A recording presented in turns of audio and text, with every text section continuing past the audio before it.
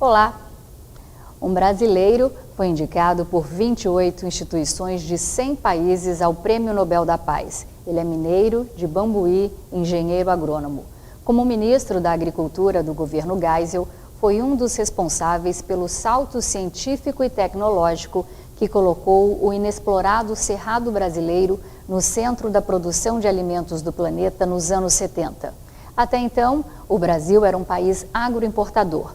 Graças a ele, hoje somos uma potência agrícola. Foi esse homem visionário que acreditou no potencial ainda pouco explorado aqui do estado de Mato Grosso e proporcionou as condições técnicas para que virássemos o celeiro do mundo. Além disso, fundou a Empresa Brasileira de Pesquisa Agropecuária, a Embrapa, um dos motores do desenvolvimento da agricultura do país. Em 2006, foi premiado com o The World Food Prize, o prêmio mais importante do setor de alimentos pelo incentivo da agricultura brasileira na oferta de alimentos no mundo. E agora, aos 84 anos, está concorrendo ao Prêmio Nobel da Paz e enchendo todos os brasileiros de orgulho. O programa Laura Campos Entrevista de hoje recebe o ex-ministro Alisson Paulinelli.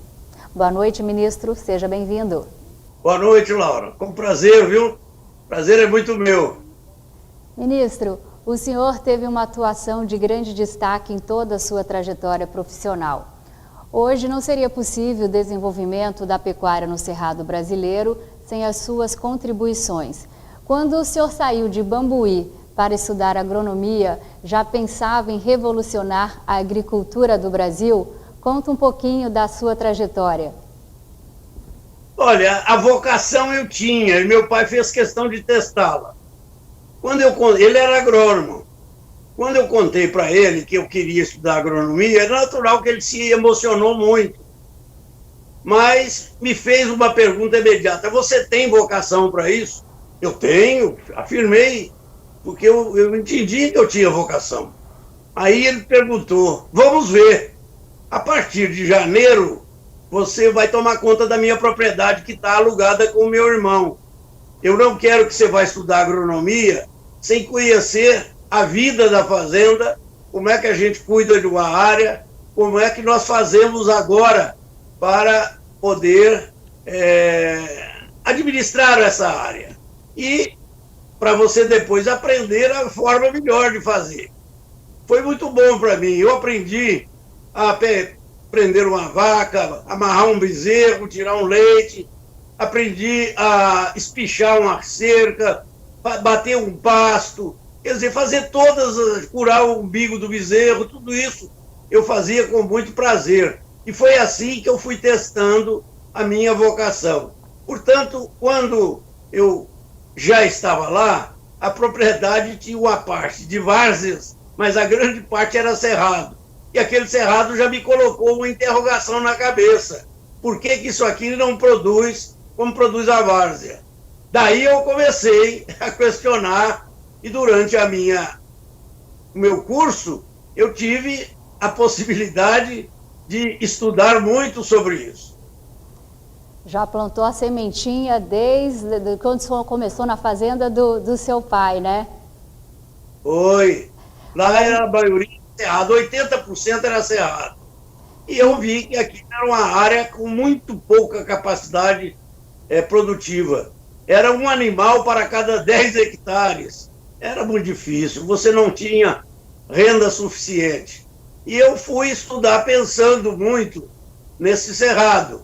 E naturalmente que nesse estudo eu privilegiei sempre as matérias, os ensinamentos, as discussões. Nós participamos de alguns estudos foram feitos. Eu participei ainda, quando muito jovem, daquele encontro em Sete Lagoas, no IPEACO, onde foi feito o primeiro congresso de cerrado no Brasil. E eu fiquei muito bem impressionado. Você vê que as coisas foram me dirigindo muito para essa área. Ministro, as bases para a agroindústria brasileira, sem dúvida nenhuma, elas foram lançadas quando de sua passagem pelo Ministério da Agricultura no governo do presidente Ernesto Geisel. Hoje a nossa agricultura é uma potência. O que ela era em meados dos anos 70 e quais as mudanças foram fundamentais? Ora, era uma agricultura incipiente. Eu vou te dar um dado que era impressionante. Naquela época, metade da população vivia no campo e a metade nos centros urbanos. Toda a metade da população brasileira não era capaz de abastecer a outra metade que vivia na cidade. O Brasil tinha que importar alimentos. Por quê? Porque os agricultores, os que foram mais conscientes, conseguiram ocupar as chamadas terras férteis. As terras férteis do Brasil são as terras roxas de São Paulo, do oeste do Paraná, oeste de Santa Catarina e Rio Grande do Sul. Depois nós tentamos, através dos agricultores brasileiros, ocupar as terras médias do sul de Minas e uma parte das terras de Goiás, que também eram médias, mas não conseguiam abastecer. E em 1970, na década 70, o Brasil importava 1/3 dos alimentos que consumia. E o alimento, nessa época, já havia o risco da fome. Os Estados Unidos tinham feito um embargo não político em 1968, que foi soltar uma bomba no mercado. Os alimentos dobraram de preço. O Brasil precisava importar. Eram poucos os importadores. Não era importado pelo governo. A maioria era pela iniciativa privada. E, principalmente, eles importavam cada hora de um lugar. Com isso, o frete era errático. E as coisas eram caras. Não só o alimento, mas o frete também. Quando chegava aqui no Brasil, já estava com o preço altíssimo. E caía na mão de 1, 2, 5 especuladores. Aí é que a coisa piorava. Quase que triplicava o preço do alimento. Quem sofria era a família brasileira, que gastava a metade de toda a sua renda só com alimentação. Portanto, não sobrava para que ela tivesse vestuário adequado, transporte, saúde, educação, segurança e tantas outras melhorias que ela não tinha o direito. Portanto, ela sofria e pagava muito caro por isso. Era preciso fazer alguma coisa. Ainda em 1973, você é muito nova, mas pode ser que já tenha estudado, surgiu o problema do petróleo. Os árabes resolveram fazer a OPEP em 1973.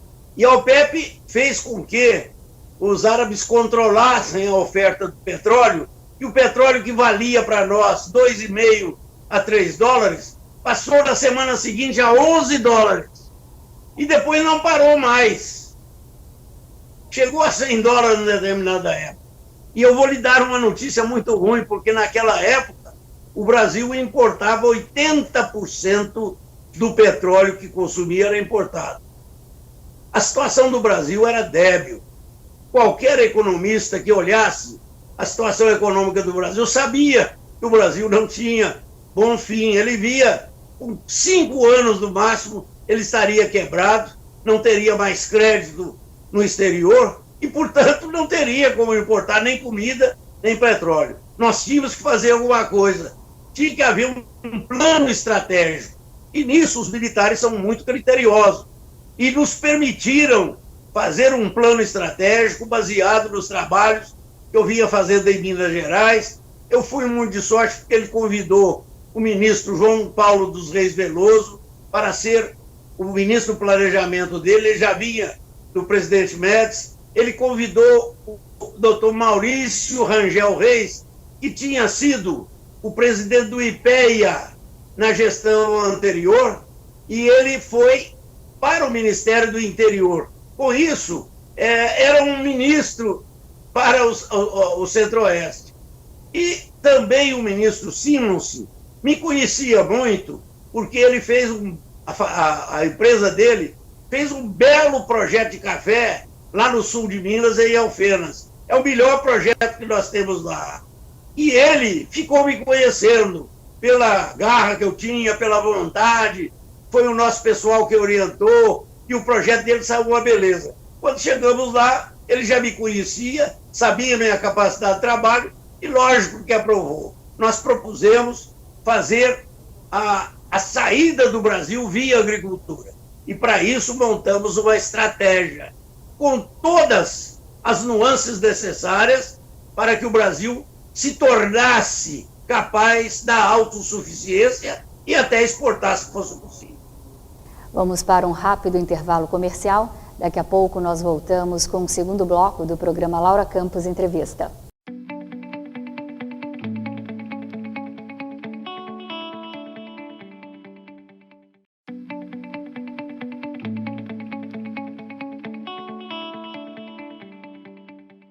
Estamos de volta com o segundo bloco do programa Laura Campos Entrevista e hoje eu estou conversando com o ex-ministro da Agricultura, Alisson Paulinelli. Ministro, o senhor está falando do café. O Brasil ele ficou um século atrelado à indústria do café, quase como uma monocultura. Hoje nós somos uma potência agrícola, nós exportamos soja, milho, arroz, fruta, carne e outras commodities.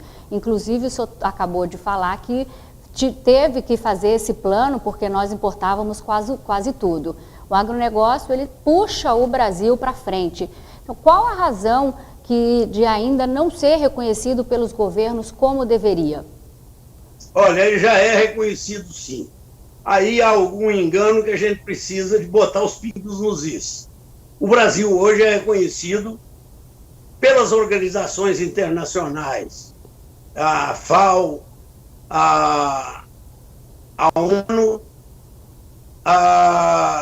os bancos mundial, o BID, as organizações internacionais que cuidam da alimentação, todos eles reconhecem que hoje o Brasil é o único país que é capaz de dar a segurança na alimentação do mundo. Eles fizeram um estudo muito interessante, projetaram o crescimento da população do mundo até 2050, quando haverá praticamente um equilíbrio entre a morte e o nascimento. Portanto, a população estará nivelada. E com isto, vai haver mais 2 bilhões e 200 a 2,500 bilhões de pessoas. É muita gente. Só que esse novo grupo de pessoas, eles estão vindo com muito mais poder aquisitivo. Os países que mais crescem hoje são os países populosos. A China, a Índia, a Indonésia e a África. A África está crescendo muito também e ela é muito populosa. Ela sozinha também tem 1 bilhão e 200 milhões de habitantes. Portanto, eu estou falando nessas 4 áreas, eu estou falando numa população que é metade da população mundial. E eles estão crescendo o triplo do que crescem os países desenvolvidos. Enquanto os países desenvolvidos estão crescendo uma média de 2,2, eles crescem 6,2. E isso vai fazer com que estas famílias dessas regiões tenham muito mais renda. A renda é fundamental, porque a pessoa que tem, como ele quer primeiro alimentar-se. Se ele tem o recurso, ele sabe que a alimentação é a primeira coisa que ele quer fazer bem feito. Já um estudo no mundo que a cada 20% de aumento na renda de uma família, dobra o consumo de proteínas nobres. O ovo, o leite, a carne, o frango, o suíno e todas as outras proteínas. E o Brasil hoje é quem pode fazer isso. Você olha que nós já somos o primeiro em soja, somos o primeiro em aves, somos o primeiro em carne, somos o primeiro em laranja, somos o primeiro em algodão e tantos outros produtos que nós vamos adquirir agora o nosso primeiro lugar, porque nós estamos crescendo mais do que os outros. A verdade é que o Brasil conseguiu, na estratégia que foi montada em 1974, mudar a feição do produtor. Ele passou de incipiente para um produtor que usa tecnologia e foi capaz de incrementar a sua produção.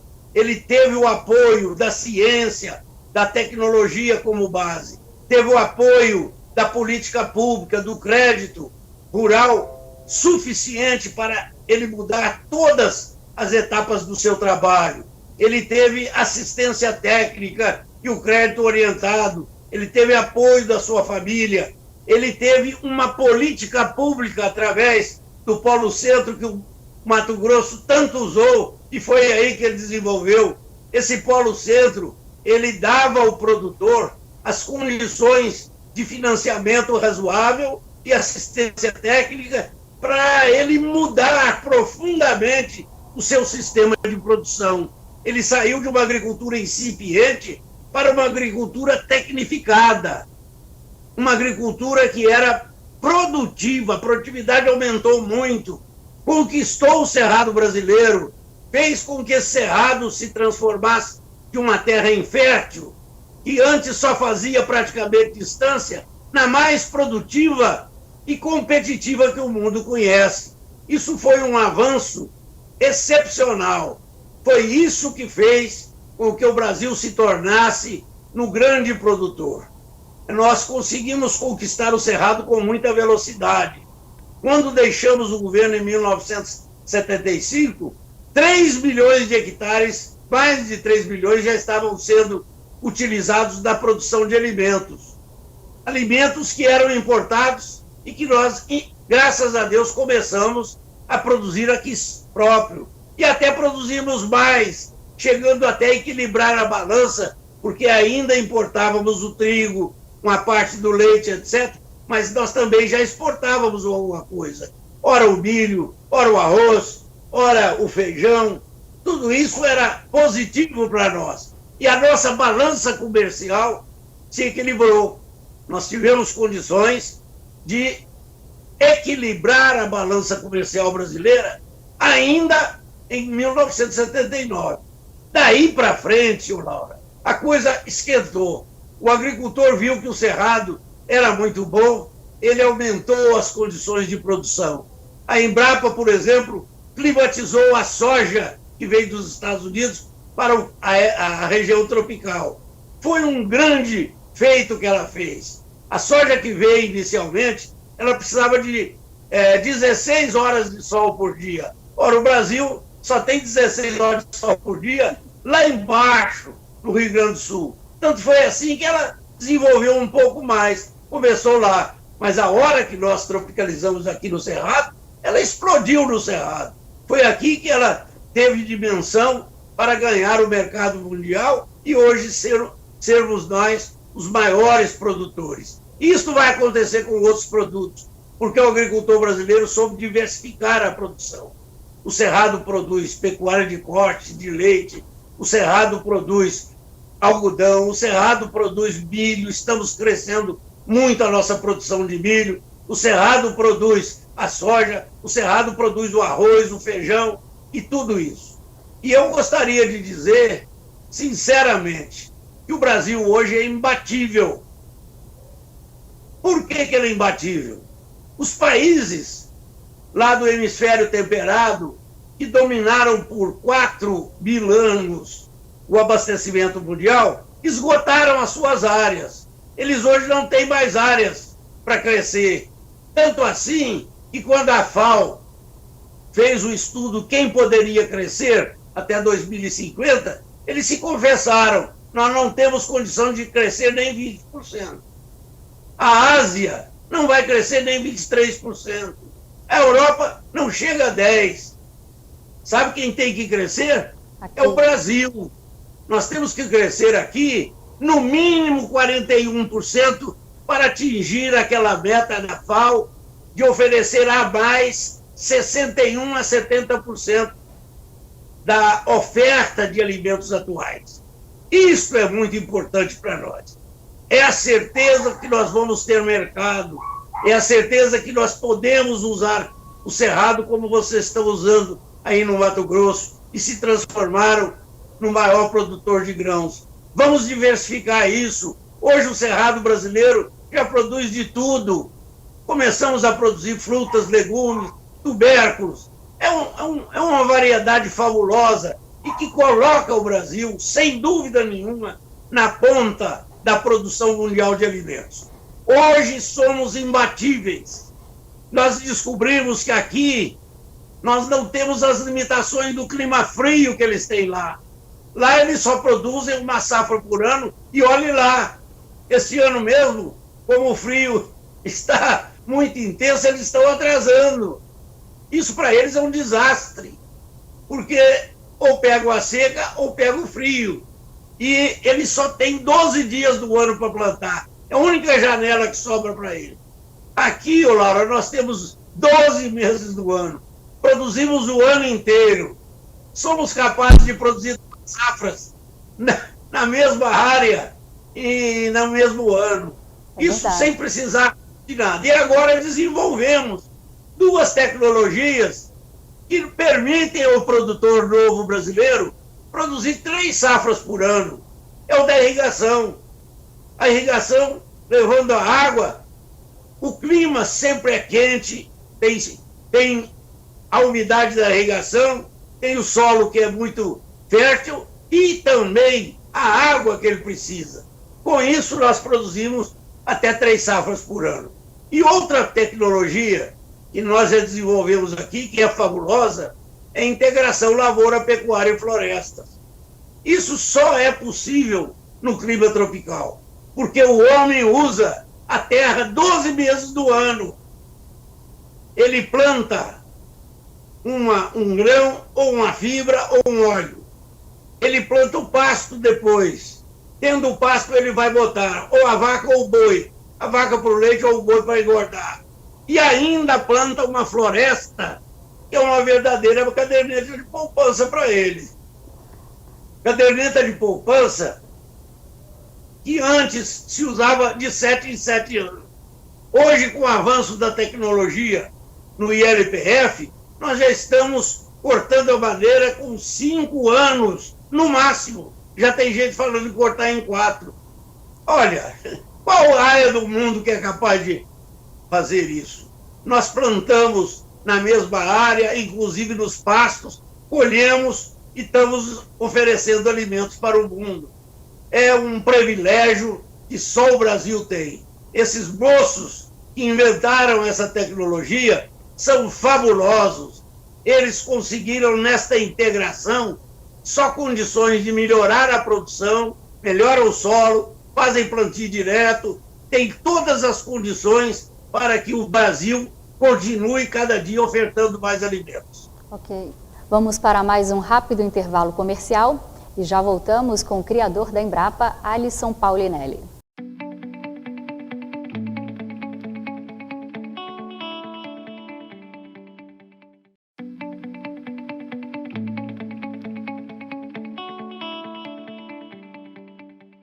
Estamos de volta com o terceiro bloco do programa Laura Campos Entrevista e hoje eu estou conversando com o indicado ao Prêmio Nobel da Paz, o ex-ministro Alisson Paulinelli. Ministro, o senhor acabou de falar agora há pouco que Mato Grosso é o celeiro do mundo. Sim, eu concordo, mas o nome Alisson Paulinelli é totalmente ligado ao desenvolvimento e à consolidação da empresa brasileira de pesquisa agropecuária. Hoje a Embrapa é um think tank de excelência presente em todos os estados do Brasil, mas quando o senhor assumiu a empresa, ela ainda era um bebezinho, tinha apenas 1 ano de idade. Como é que foram esses anos de criação da Embrapa? Olha, foram anos que a gente teve a recompensa de ver a mudança que foi possível fazer, não só na empresa, que realmente nós demos todas as condições a ela, mas principalmente a mudança no sistema produtivo brasileiro e que agora vai repercutir em todas as regiões tropicais do globo. A Embrapa foi fundamental. Ela foi o arcabouço montado para se basear todo o nosso trabalho na ciência, na tecnologia e na inovação. Demos a elas as condições financeiras para que ela assumisse essa liderança. Ela chamou as universidades, chamou as instituições estaduais de pesquisa, chamou a iniciativa privada, fez com elas convênios que permitiram nós usarmos todas as excelências em competência e cabeça dos seus grandes pesquisadores. Todos trabalharam numa só direção, reforçaram a Embrapa, porque no primeiro ano nós autorizamos que ela contratasse 1.000 profissionais. Ela abriu o concurso e só apareceram 52 com pós-graduação, ou seja, preparados. Portanto, nós tivemos de classificar os 950 que ficaram e mandamos fazer cursos de pós-graduação. Conseguimos um empréstimo autorizado pelo presidente de 200 milhões de dólares e demos bolsas também para as estaduais, foram 462 bolsas, as 950 da Embrapa, como também mais 100 bolsas para as universidades. Eram bolsas régias, que davam condições bem favoráveis ao estagiário, e eles foram com uma missão muito importante para os maiores centros de ciência do mundo. Lá, vocês vão aprender e conhecer a ciência no seu mais alto grau. Agora, tecnologia e inovação é aqui no bioma cerrado brasileiro. Isso deu muito certo, Laura. Foi um estímulo, porque eles vinham e voltavam 4, 5 vezes no ano. Eles tinham recurso para convidar o seu advisor para ir comer um churrasco no fim de semana na sua casa, ou convidar para um almoço, para um café, e se aproximaram deles, tiveram mais convivência, transmitiram a eles de maneira mais próxima o que era o clima tropical e que era o chamado Cerrado brasileiro. Eles se interessaram por isso e provavelmente os instruíram melhor para provocar as mudanças que precisavam. Eles voltaram ao Brasil, sim, 3, 4, 5 anos depois, e voltaram para formar a maior força de trabalho e de pesquisa que o mundo tem hoje no mundo tropical.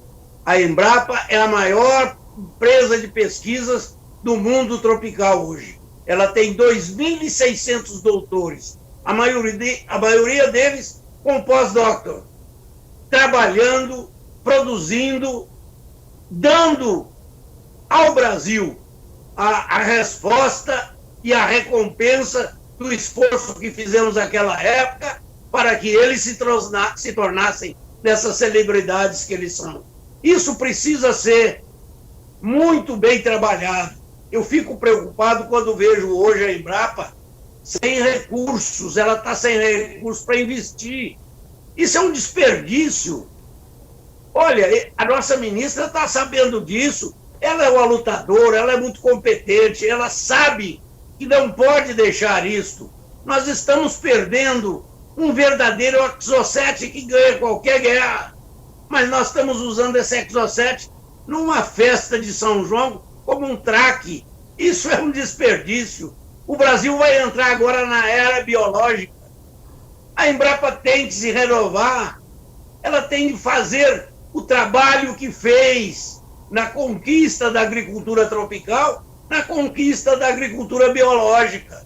A biotecnologia passou a ser a principal meta que nós temos que ter na Embrapa, nas nossas universidades, nas nossas instituições estaduais de pesquisa, em todos os nossos centros, porque o Brasil é o maior potencial de biologia que o mundo tem. Nós somos a maior riqueza ecológica que o mundo tem. E ela está preservada. Essa conversa de que nós estragamos não é verdadeira. O Brasil é o único país que ainda tem 66,3% de toda a sua área vegetal nativa preservada, absolutamente preservada.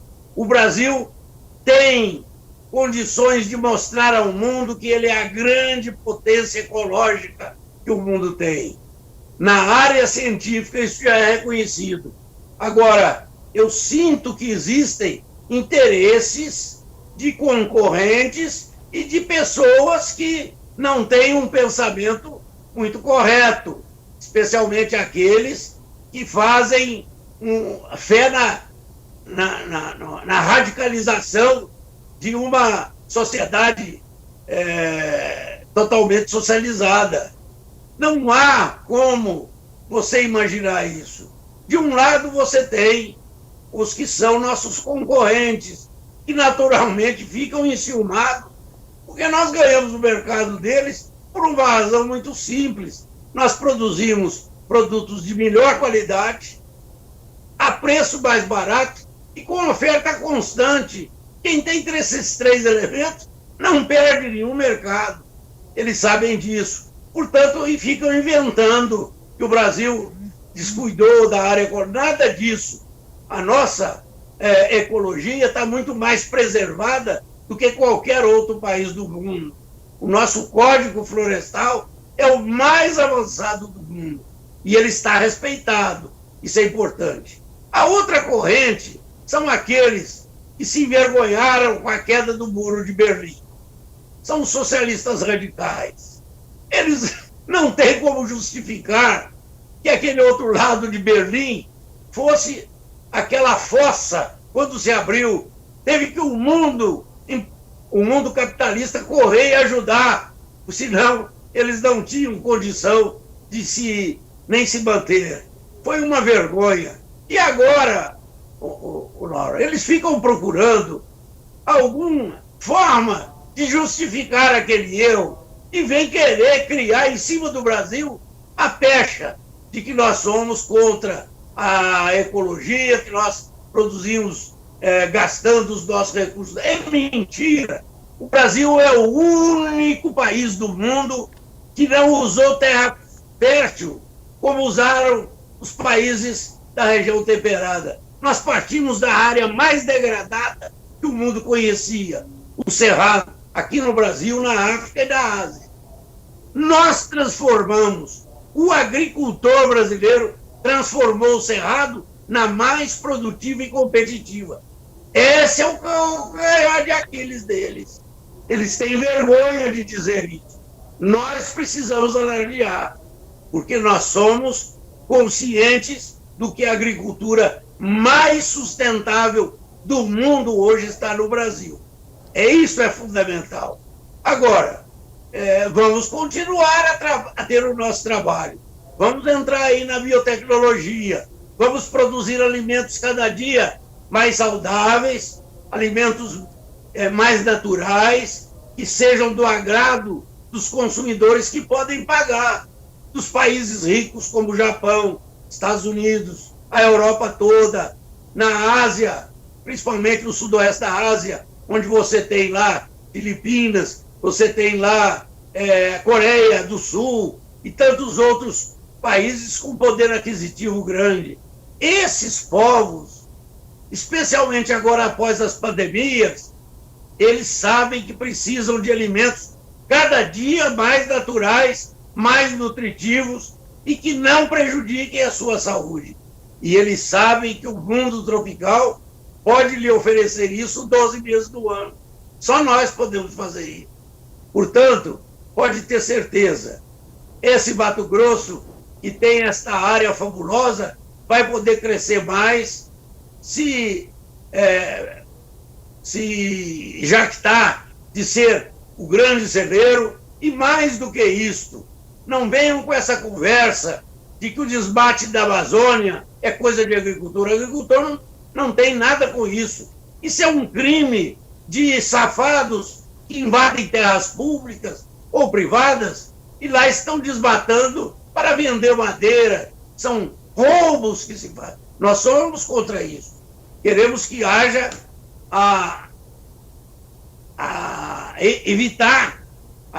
forma de evitar isso para que o Brasil não seja pichado lá fora por isso. Olha, pode ter certeza, o Brasil hoje já é reconhecido, especialmente no mundo da ciência, como o país que mais avançou em agricultura e que vai ser o sustentáculo das populações futuras com a segurança alimentar que nós podemos oferecer ao mundo. Vamos para mais um intervalo comercial do programa Laura Campos Entrevista e daqui a pouco continuamos conversando com o ex-ministro da Agricultura, Alisson Paulinelli.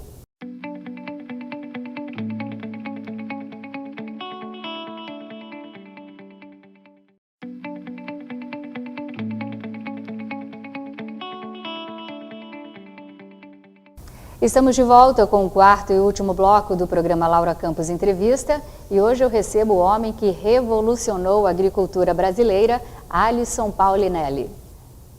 Ministro, o diretor da Exalc, o Durval Dourado, ele disse que o senhor liderou a implantação da agricultura tropical no Cerrado brasileiro, que viabilizou o Brasil alimentar mais de 1 bilhão de pessoas no mundo, num total de 7 bilhões, promovendo a paz mundial.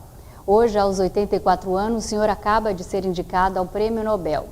E podemos dizer que com louvor, pois a sua indicação teve mais de 100 representantes de 28 países. Qual a sensação de sair, numa cidade lá do interior de Minas e chegar tão longe ao maior prêmio, um dos maiores prêmios do mundo? Vamos devagar, eu fui indicado. Esse prêmio é difícil. Mas eu falo muito sinceramente, para mim foi uma grande honra, mas é evidente que eu sei que esse prêmio pertence ao Brasil. Foi o Brasil que fez isso, não fui eu sozinho. Foram os nossos pesquisadores, foram os nossos extensionistas, foram os nossos homens que nos ajudaram a compor a política pública e que deu certo. Foram os produtores brasileiros que se dispuseram a mudar o seu conceito de produzir e se transformaram nos melhores e nos maiores produtores de alimentos do mundo. Estes, sim, são os merecedores. E se eu, por acaso, ganhar, eu quero que eles entendam que eu sou apenas um representante deles. Eles são os grandes vitoriosos. Esta é a verdade.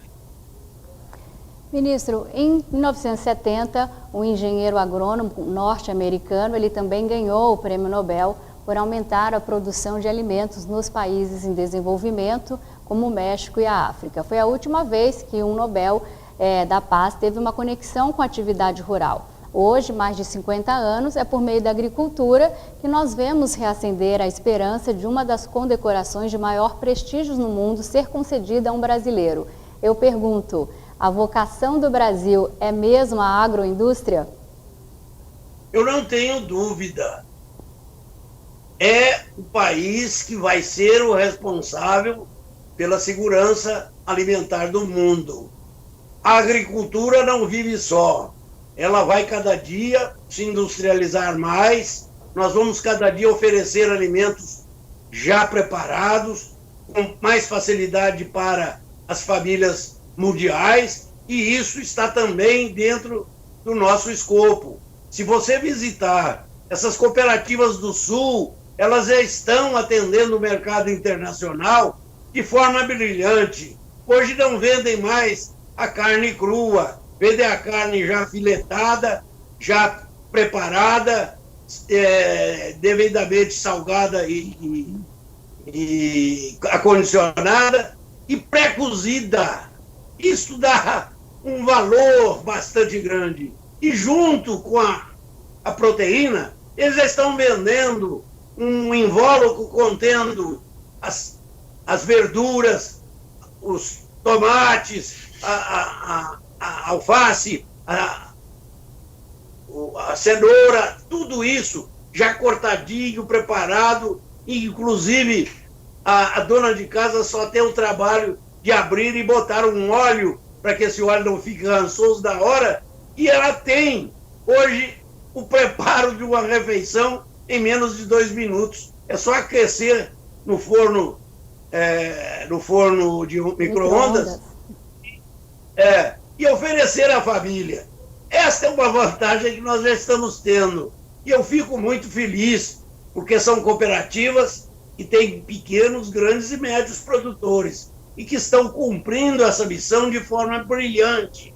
Elas já têm suas indústrias próprias, fazem o processamento, as embalagens de acordo com os requisitos internacionais, têm a sua armazenagem bastante controlada, tem o sistema de transporte muito bem equacionado e embarcam em aviões ou portos com toda a segurança. Portanto, o consumidor que está consumindo esse sistema de alimentação que o Brasil já está colocando lá, ele tem a total segurança de que aquele alimento é o mais nobre que ele podia usar. Ministro, além de muitos anos dedicados no campo, o senhor também teve uma importante participação na política agrícola brasileira. Professor, secretário de Agricultura de Minas Gerais por 3 vezes, ministro da Agricultura nos anos 70 e deputado federal constituinte. O senhor abriu caminho para tirar o Brasil da dependência alimentar e se tornar um dos principais exportadores. Olhando para trás, o senhor está satisfeito com toda a evolução da agricultura tropical aqui no Brasil? Olha, não fui só eu que fiz isso. Muitos fizeram, tivemos muitos companheiros, ainda temos hoje. Eu gostaria de lhe dizer que nós temos aí um grupo bastante grande hoje, maioria aposentada, que está trabalhando para o Brasil. Estamos montando um sistema de garantir que a ciência brasileira esteja disponível dos nossos empresários para promover o desenvolvimento. É um trabalho que está sendo feito com muito critério, eu me orgulho muito disso, porque eu, como eles, não estamos sabendo se vamos ganhar ou não, ao contrário, nós estamos sabendo que vamos trabalhar muito, mas que vamos vencer essa etapa também. Aí vem a área da biotecnologia, ela precisa de gente experiente, e esse grupo é muito experiente para conduzir toda a nossa pesquisa para resolver esses problemas da biotecnologia na produção, na nova produção de alimentos que vamos ter. Eu fico muito feliz, porque sei que foi que esse grupo que me ajudou. Nós trabalhamos em conjunto, e é por isso que eu digo, não há um prêmio ou um louvor a uma pessoa só. Eu fui apenas um companheiro deles. Aí mesmo, eu me lembro bem, quando fomos ocupar essa grande região do Mato Grosso, Cerrado, eu chamei o meu companheiro Jonas Pinheiro, que era da Emater daí. Eu coloquei coordenador do projeto Polo Centro. Ele fez um trabalho belíssimo. Eu viajei por esse interior todo com ele.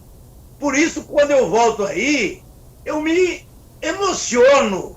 Aquelas terras que só faziam distância, hoje estão produzindo, você não vê espaço vazio mais. Isso é uma felicidade muito grande. Aí sim, eu me emociono e vejo o quão feliz é o homem que pode ter saúde para ver alguma coisa que ele ajudou a fazer depois de pronta.